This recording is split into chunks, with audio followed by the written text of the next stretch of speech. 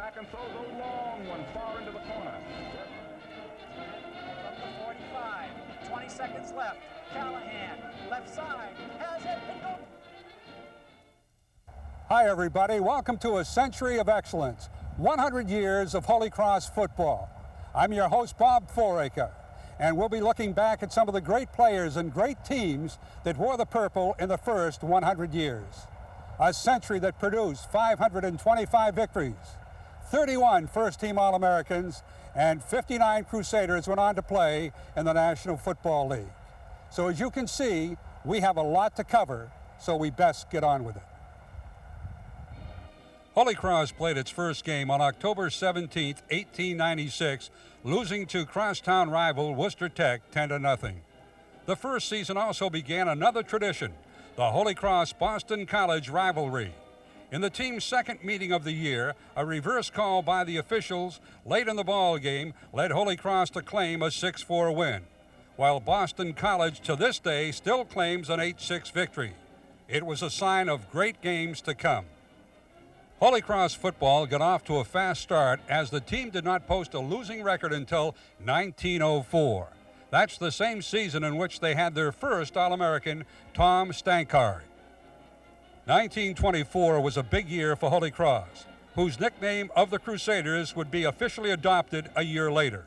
In 24, captain and All-American HILARY Mahaney's team was the first to play in the newly constructed Fitton Field. Built in 24 along with some other great stadiums across the nation, Army, Colorado, LSU, and Purdue, Fitton seemed to give Holy Cross a boost they needed as they won their first 18 games at the new stadium. The Crusaders of the 30s had the best winning percentage of any decade in the school's history. A large part of that success was due to Dr. Eddie Anderson. Anderson coached at Holy Cross for 21 seasons, broken up by an 11-year stint as head coach at Iowa. During his first tenure at Holy Cross, from 1933 through 38, he compiled an incredible record of 47 victories, 7 losses, and 4 ties, including the school's first full-season undefeated teams in 1935 and 37. Dr. Anderson was a strict disciplinarian and tremendous fire in him. I think an awful lot of us played because of fear of him. When he spoke, there was like fire and smoke coming out of his nostrils and mouth when he spoke. It was tremendous. And if one man blocked you, it was a mortal sin. No one was supposed to block you. No one man could ever block you. He always played the single. If you ever was blocked by a single man, he immediately pulled you out of the ball game. Dr. Anderson was the most important part of that era when he stressed his defenses. Defenses were the stress, and I think that is brought out noteworthy in our record of 35. And 8 of our teams we shut out without a score. The other 2 teams, one team scored 13 points, and the other team scored 6. So 19 points scored in that year, which is tremendous. Tremendous bit of coaching by Dr. Anderson. The difference that I can say more of the modern day football compared with our day, because in those days, the coach Anderson never used more than 12 or 13 men in a ball game. And one reason for that was that the substitution rule was strict in those days. You can only make so many substitutes in a period, but it was very, very difficult. You had to rest in between periods, in between downs. It was resting. You tried to get down your knee and hold so you could go the full 60 minutes. 2 years later, Anderson's squad did it again, shown here defeating Georgetown 27-6 at Fitton Field. The Crusaders later capped their undefeated season by shutting out rival Boston College 20-0 in the final game of the year. As in the 35 season, the 37 Crusaders allowed just 19 points in the entire campaign.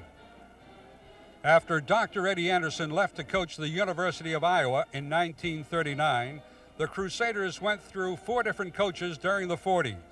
Led by All-Americans such as Edmund Murphy and George Connor, Holy Cross managed to post another winning decade. There were many memorable games from the 40s, including this last second 16-14 victory over Detroit in 1946. But the 40s will most certainly be remembered for 2 games, the 42 victory over Boston College and the 46 loss to Miami in the Orange Bowl. Heading into the 1942 Boston College game, the Eagles were undefeated and looking forward to a Sugar Bowl berth, while Holy Cross came in with a 500 mark. But Holy Cross's stunning 55-12 victory not only knocked Boston College out of the Sugar Bowl, but earned the Crusaders a 19th ranking in the final AP poll. What happened after the game, however, made the great upset seem insignificant, as 496 people died that night in a fire at the Coconut Grove nightclub in Boston, the same place where a BC victory party was canceled after Holy Cross's upset win. The fire was the nation's worst since 1903. As a young kid growing up around Somerville, not too far from Boston, everyone heard of the great rivalry between Holy Cross and Boston College football. I remember in 1942 that great upset that Holy Cross had over BC, the 55-12 game. Listening to the radio that evening and the next day on the terrible disaster that occurred at the Coconut Grove, and how many of the BC players had expected to go there that night for an evening of celebration and fortunately never attended. Then as a high school senior at Somerville and thinking of going to Holy Cross and being invited into the 1949 or 50 Holy Cross BC football game at Fenway Park in the 76-0 disaster, and then coming up to Holy Cross in the freshman year and seeing that same team under new coach Eddie Anderson returning to Holy Cross, and now Holy Cross turns around and beats BC 34-14. 3 years later, the Crusaders were back in the spotlight as Coach John Ox DeGroza's squad posted an 8-1 mark. That record earned them the school's only bowl bid, a January 1st, 1946 Orange Bowl meeting with the Miami Hurricanes.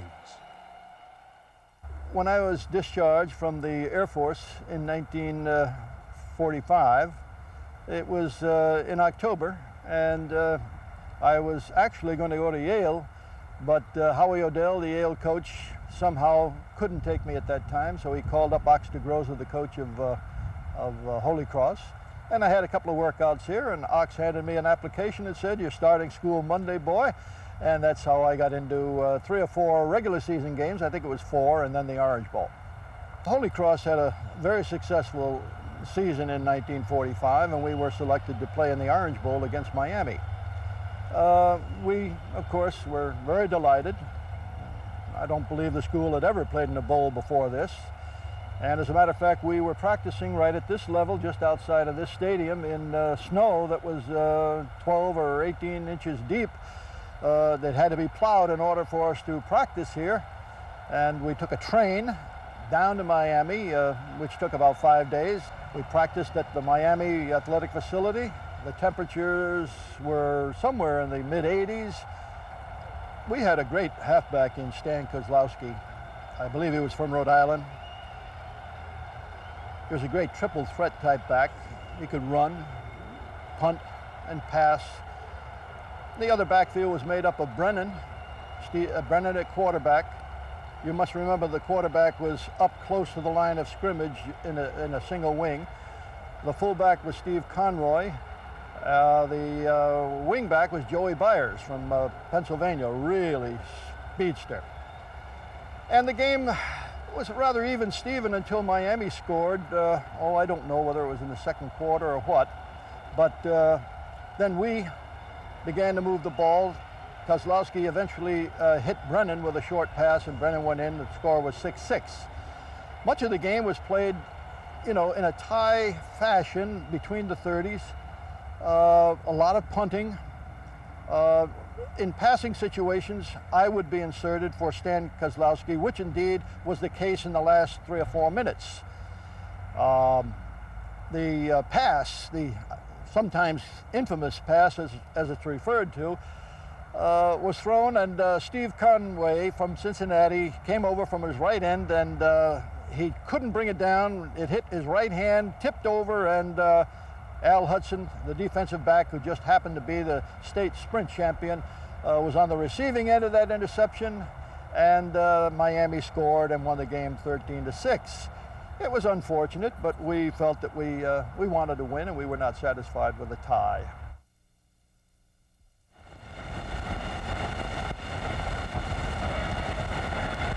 Determined to score on the final play, DiFilippo drops back and throws to Parker, who barely touches the ball. It twists high in the air, and Hudson tears in under it. Gets it with one hand, and he hits a long stride toward the sideline. A burst of speed at the 40 slips him through into the clear as the stands rock from the stamping crowd. And Hudson scores after the final gun, running across the end zone into the crowd. The game is officially over, except for the kick for point. The entire Miami team has gone as wild as the spectators in the stands. The Cinderella team has won in the last second of play, even if the kick is no good.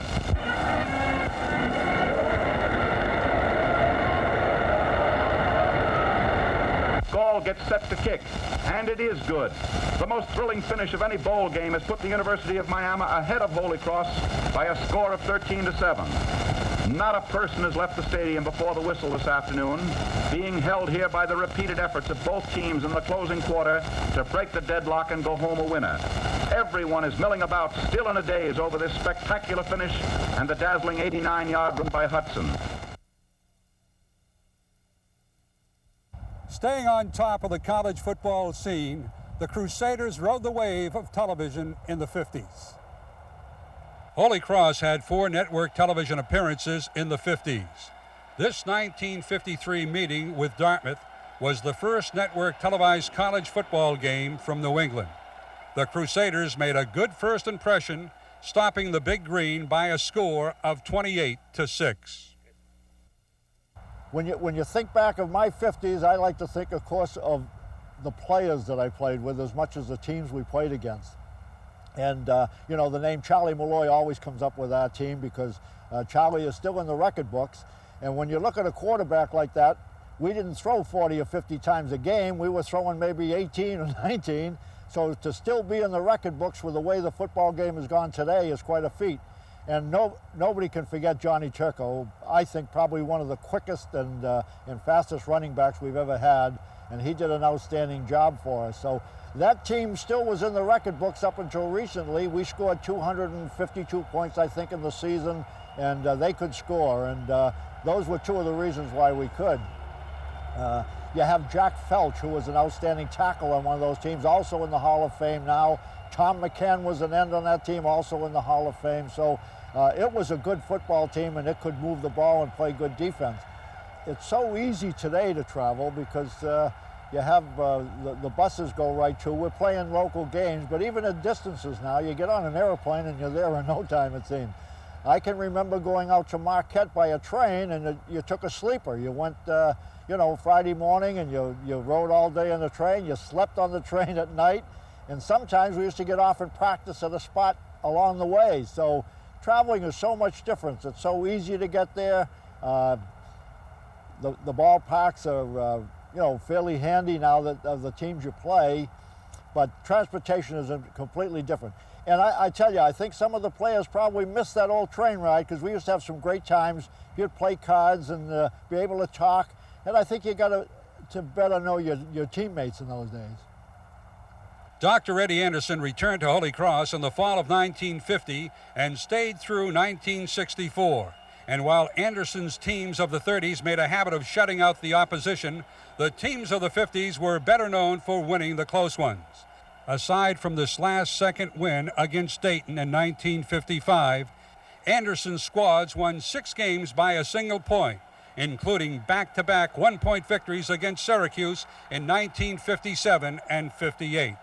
Yet despite all of Anderson's success, one former outstanding quarterback, Pat McCarthy, remembers him most for his recruiting. Knowing the sophistication that today's recruitment takes place, that back in 1959 or 58 when I was being recruited, the recruitment process was, I think, much less sophisticated. We had 2 doctors who showed up at a high school football field on a Sunday afternoon at Braintree, Massachusetts, to interest me in Holy Cross College. At the time, I was more interested in going to the Naval Academy. But I kept the option open to consider the recruitment effort anyway. So next thing I heard was by letter from Hop-Riopel inviting me to show up here with my parents. And Hop-Riopel was the primary recruiter for Dr. Eddie Anderson. Dr. Eddie Anderson did no recruitment per se. He was a doctor, an eye, ears, nose, and throat doctor in Rutland, Massachusetts. And when we came up, my parents and myself, we walked through the campus. He explained much about Holy Cross, which was an unknown entity to me. And we sat in a 100-degree lounge in O'Kane Hall.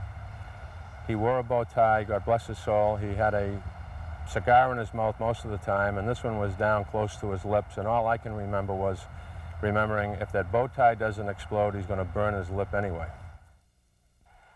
When he finally met McCarthy, Anderson liked what he saw, shown here in one of his finest performances, a victory over Harvard in 1962.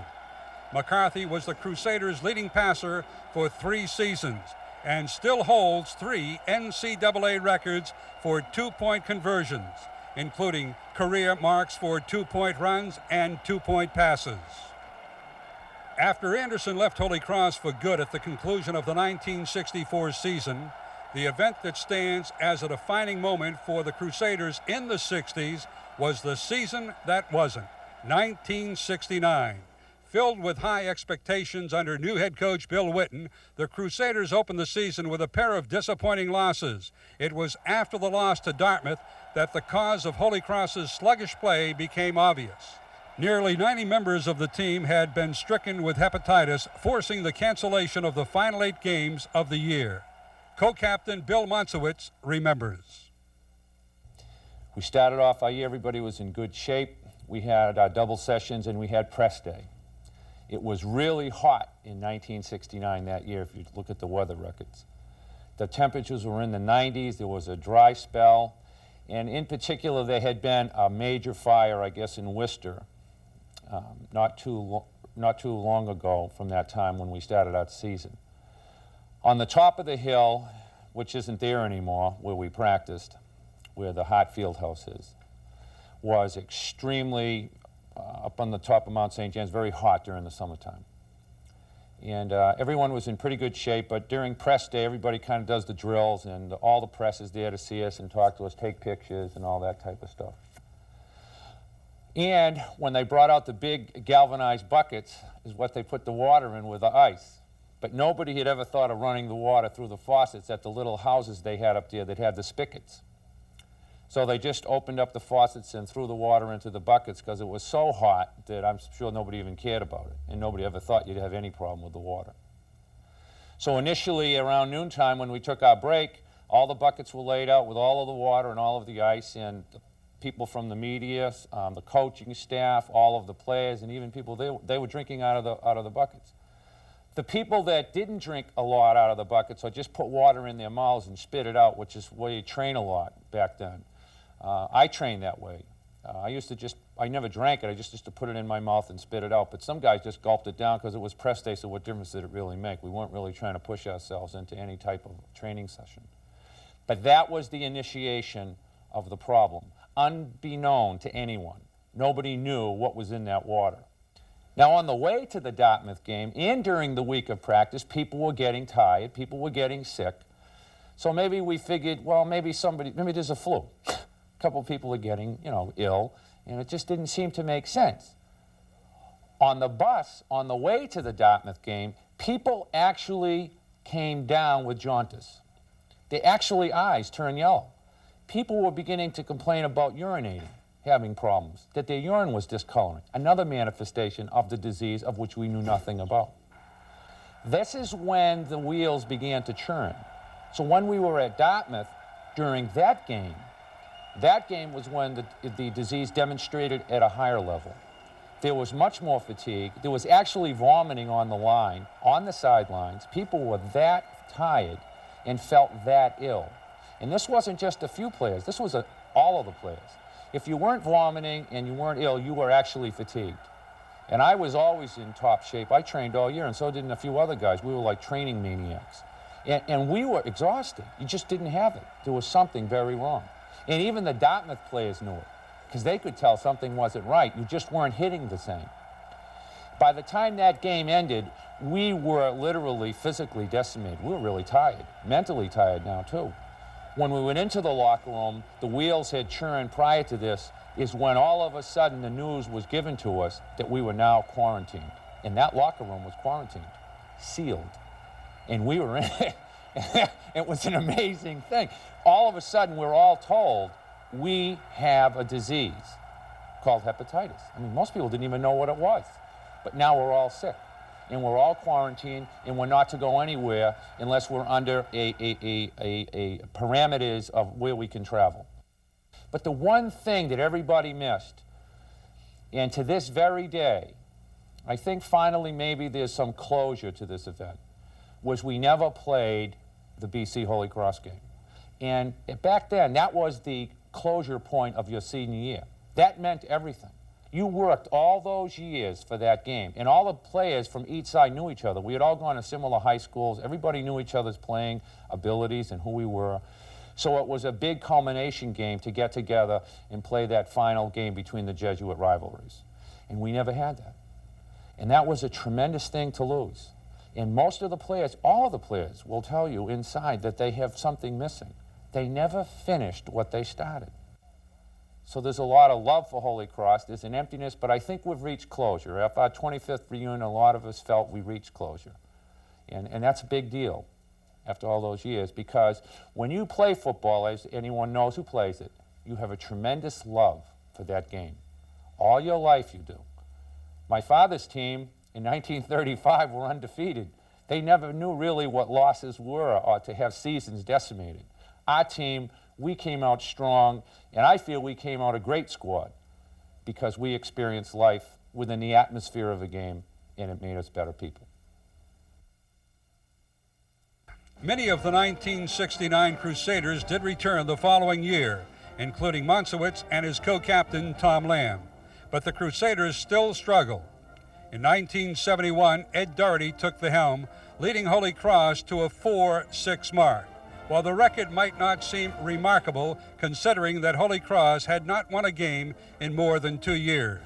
Doherty's efforts earned him the New England Coach of the Year, the first coach ever to do so with a losing record. One of the outstanding players who wore the purple during the 70s was All-American John Provost. Shown here in a 1974 game against Brown, Provost's 27 career interceptions is the second best total in NCAA Division I history. The Brown game was his finest moment as a Crusader, as he picked off 4 passes and returned 2 punts for touchdowns in leading Holy Cross to victory. A familiar face to the present-day Crusader fans was also exciting the Fitton Field crowds in the 70s. Learning the ropes under Doherty as his starting quarterback was current Holy Cross head coach Peter Vaas. Vaas joined the Crusaders as a walk-on, eventually leading Holy Cross in passing for 2 seasons. In this meeting with Temple in 1973, he threw a then school record 5 touchdown passes.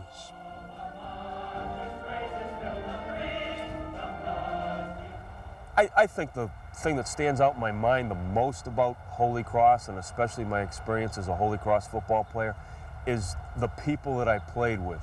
And it isn't so much the experience of specific games or anything along those lines.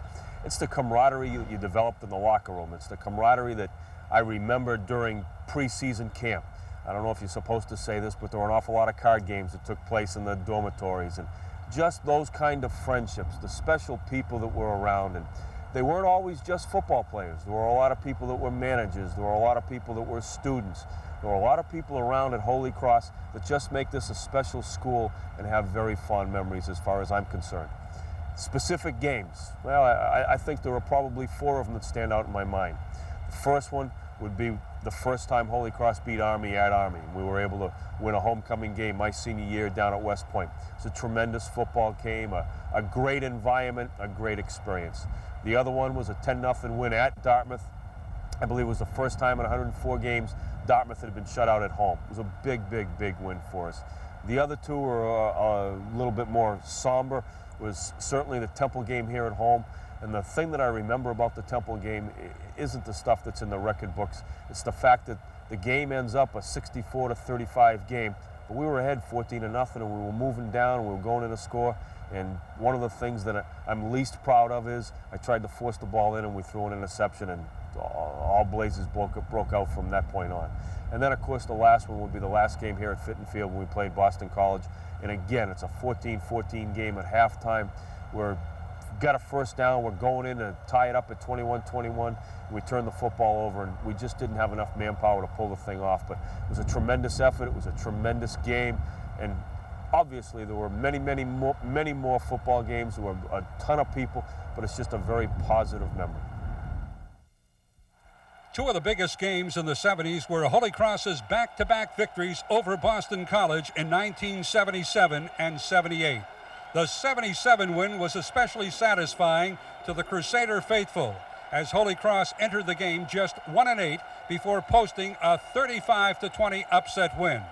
The 78 game also lived up to its expectations as the Crusaders pulled out a thrilling 30-29 victory in what had annually become one of New England's biggest events. Most memorable for me, I think, was the 4 games we played against Boston College in my years at Holy Cross. In the 4 years, the total point difference was 9 points, so they were very good games, and usually it was the biggest sporting event in New England that weekend. And I remember specifically trying to take in the environment of being down at Alumni Field with the lights on in the fourth quarter, and just thinking to myself how lucky I was to be in that game, specifically for Holy Cross, because it was a lifelong dream being a resident of Worcester and having my family go to the Cross. But as the 70s gave way to the 80s, there was a change on top of Mount St. James.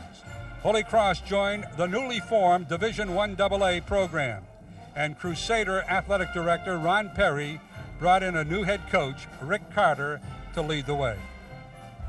In 1980, we were very fortunate to hire as our football coach Rick Carter, who had had a very successful coaching career in the Midwest, and the year prior in 1979, his Dayton squad won the national championship in Division III. Rick Carter came to Holy Cross as a very organized individual. He had a game plan not only for his team but for his coaching staff. He assembled a great group of young coaches, and when it came time, Mark Duffner was ready to take over the head coaching reins at Holy Cross, and his success at Holy Cross is well documented, winning 60, losing 5, and tying 1 in his tenure as coach at the College of the Holy Cross. Carter won 35 games in his 5 seasons and took the Crusaders to their only 1AA playoff appearance, a 28-21 loss to Western Carolina in 1983. Carter's teams were led by a strong group of players, including first-team All-Americans Kevin Garvey, Bruce Kozerski, Bill McGovern, and Steve Rocky, and the school's all-time leading rusher, Gil the Thrill Finnerty. In 1986, Mark Duffner took over as the Crusader coach, and the results were nothing short of outstanding. Duffner's teams posted an incredible 60-5-1 record in 6 years, including 5 of the Patriot League's initial 6 championships. Duffner's teams had 5 first-team All-Americans and a score of great players. But if one player defined this era, it was two-way sensation Gordy Lockbaum. When the Crusaders coaching staff decided to use Lockbaum's skills on both offense and defense, it brought national attention to Worcester. And when Gordy put up All-American numbers on both sides of the ball, it brought Heisman Trophy consideration. I can remember being invited up to Holy Cross to a little luncheon they had, one of these Monday afternoon things, and I was talking to an assistant coach. He says, we got a kid up here. But we don't know what the hell to do with this kid. He says, his name is Gordy Lockbaum. He says, he runs back punts, he runs back kickoffs, he can play with special teams, he can pass the ball, he can catch the ball, he can run with the ball, he can block the ball, he could be great on defense, he could be a linebacker. And he said to me, he says, but you know what we decided to do? And I says, what? And this is the first time that anybody had ever mentioned this. He says, Gordy Lockbaum is going to play both ways. We decided if we can't find one place, we'll find 2. Well, Gordy Lockbaum went on to become one of the great football players in the United States.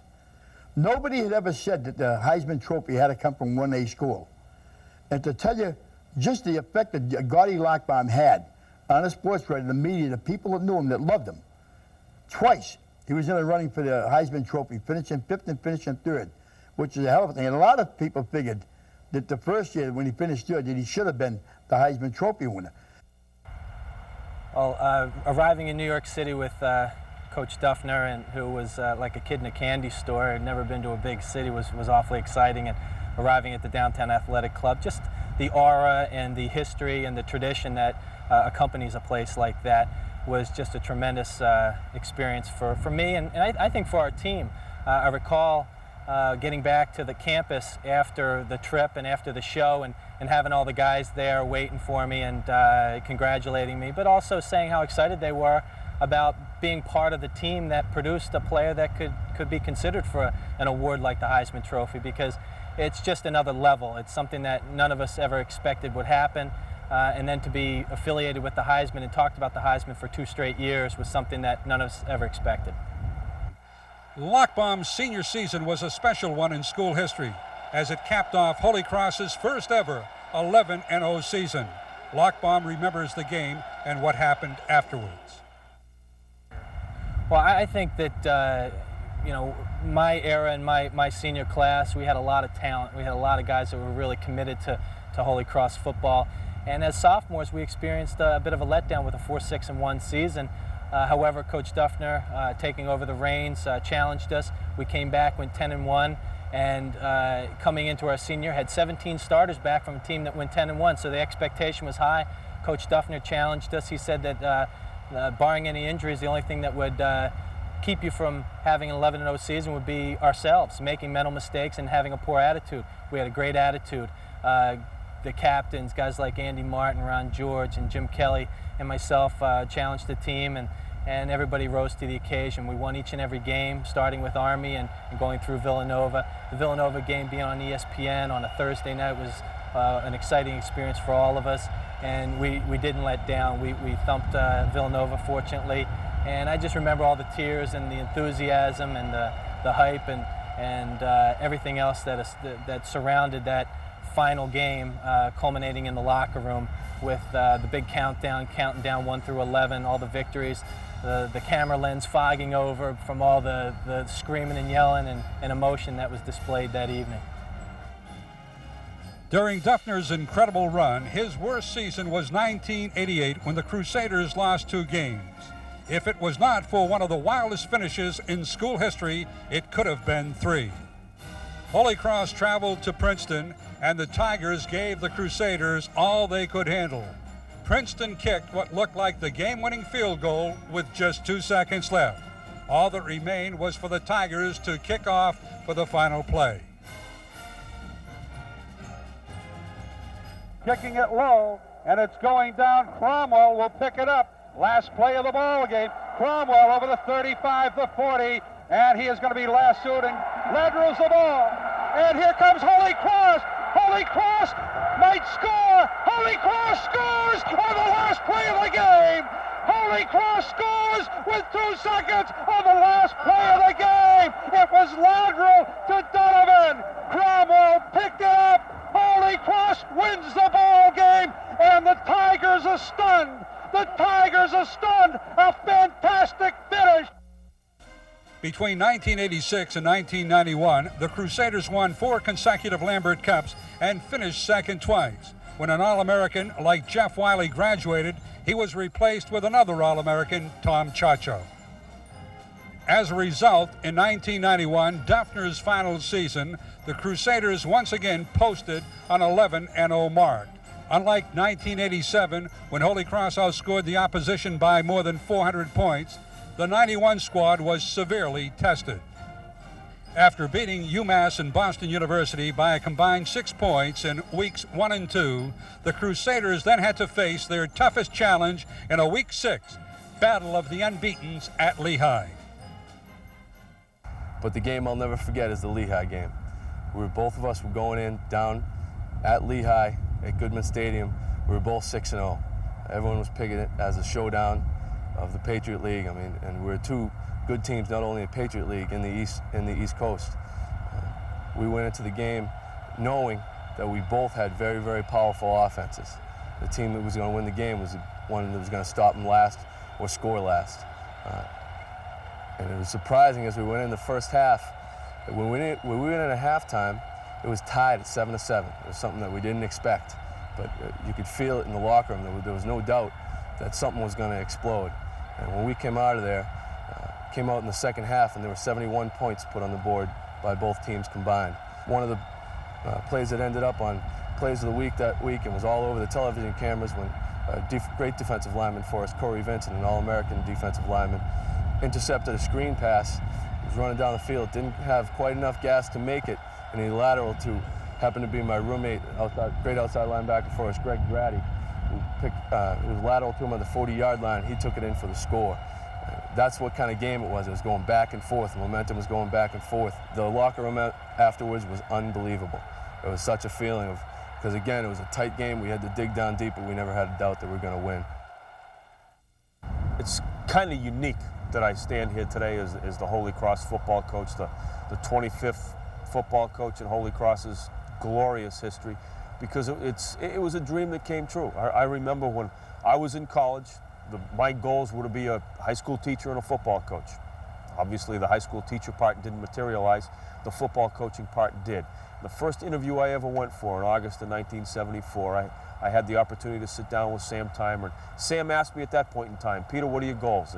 And I told him, I said, Coach, someday I'd like to be the head coach at Holy Cross. And I've been fortunate enough to come back, to rekindle some old friendships, to become reacquainted with some of the people in the administration, to be a part of this great institution. And one of the things that I emphasize as we go out across the country and recruit people is we are looking for the most qualified people in the country, the best students in the country. I don't know how you rate schools. You can take the U.S. News and World Report and all this and all that, but there is no doubt in my mind we are one of the most selective institutions in the world. And to be a part of that, and to be a guy who runs a separate department, to be the head football coach and to be associated with all the great names of the past is certainly a privilege and a daily thrill. Under Vaas, the tradition of exciting Crusader games has continued, including this 10-7 victory over Dartmouth in 1993 that ended with this game-saving goal line stand.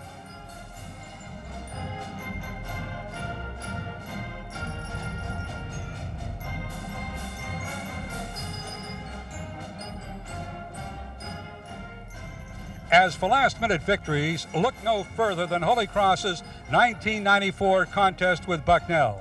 With Holy Cross leading 20-14 in the final minute, a Bison TD tied the game. But after Tucson Roberson blocked the extra point, the Crusaders went to work on the final drive of the game. Callahan has looked cool in the last 30 seconds of this one. 3rd down and 4. They also need a first down. Callahan going for it. Oh, Myers! Oh, baby! He's going in! John Myers! Touchdown! And the benches are going to empty. Myers with a hero post pattern. Callahan hits him for a touchdown. Their flags are flying.